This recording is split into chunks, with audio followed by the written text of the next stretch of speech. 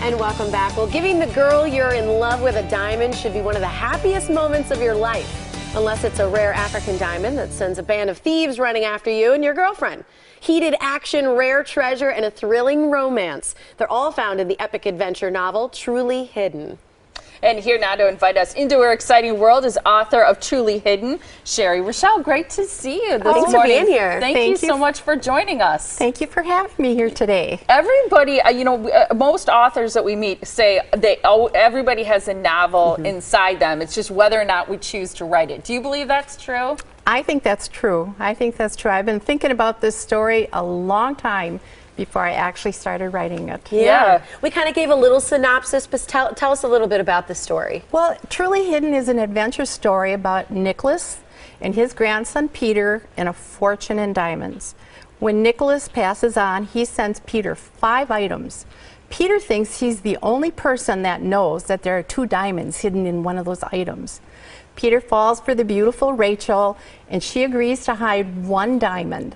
And she works at a glass blowing company, and she takes that diamond and she hides that right smack in the middle of a great big glass fish.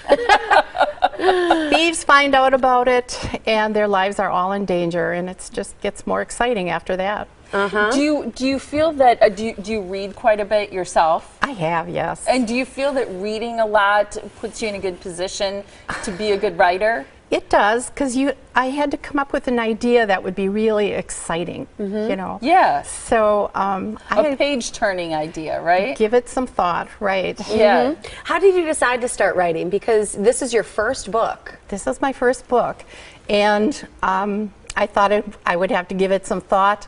I have a background. My family likes to write. I have an uncle that used to write these childhood stories about his on the farm, and I have a sister, Mary, who's been writing screenplays. And I've had other sisters that were writing newspaper articles and for magazines, and I thought, why not give it a try? Yeah, so maybe it's genetic. Yeah, it's in the family. What about the audience? Who do you think is, when you write a book, do you see a certain reader in your head? I do, and I thought I would want a wide audience because I thought this should be a fun read.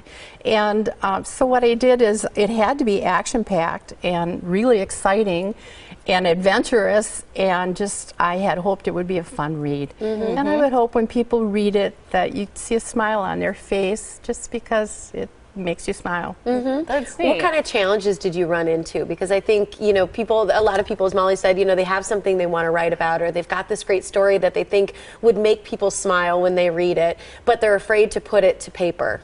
There were some challenges. The first challenge was finding a publisher, and Brighton Publishing is a wonderful publisher, but they have editors on their staff that go through your manuscript like a fine-tooth comb. Oh, I bet. Oh, and they contacted me, and instantly they wanted to know why I had steam coming up out of the train, from underneath the train when it had stopped, and what time period are you writing in? Really? Yes, and I thought, oh, I knew how to fix it. I just took it out. There's no steam in my book, so no more steam from the train. No more steam. Because would it have placed it in like a 50s or a... Right, that took it back in time, and it wasn't, so it's, I had to take it out. But if you read it, maybe you can figure out, hey, where'd she take that from? I like that. That's great. Where can people find it? Well, you can find it on Amazon, on Kindle or paperback, and I think Smashwords, Barnes & Noble, and probably just about any bookstore. Are you working on your second novel yet? I am. Can you tell us what it's about? Funny you should ask. It's about an old building in the South called the Old Confederate, and in that building are 3 stories, and they design gold jewelry. Oh. Someone who works there sneaks in at night with his pickup, puts a ladder up to the second window that he had planned, takes out the little loose bar, opens the window, goes in, steals a bar of gold. And of course, that's where you're at? That's where I'm at. I love it. We'll have to look for your next book. Thank you so much for joining us. Thank you for having me. I had a lot of fun. We had fun talking to you, too. And again, the book is Truly Hidden, and you can find it at Amazon, Barnes & Noble, as well as Smashwords. Great to meet you, and there's your website, too. Thank you. So